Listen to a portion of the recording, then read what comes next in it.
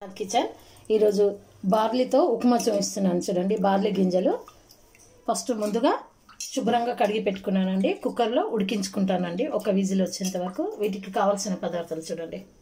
అల్లం, పచ్చిమిర్చి, క్యారెట్, ఇవి స్ప్రౌట్స్ అండి.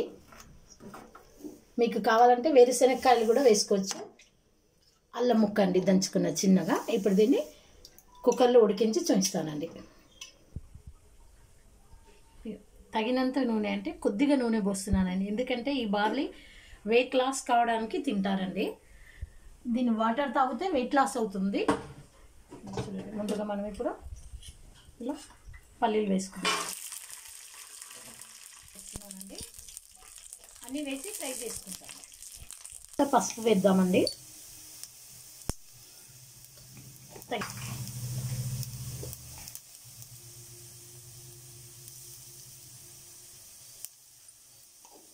పెట్టుకున్న పచ్చిమిర్చి పేస్ట్ అండి.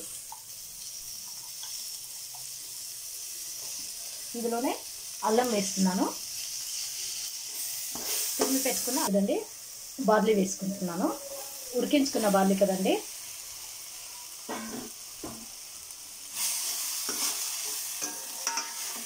ఇది జిగురు జిగురుగా ఉంటుంది, కానీ ఇందులో చాలా పౌష్టిక విలువలు ఉన్నాయండి.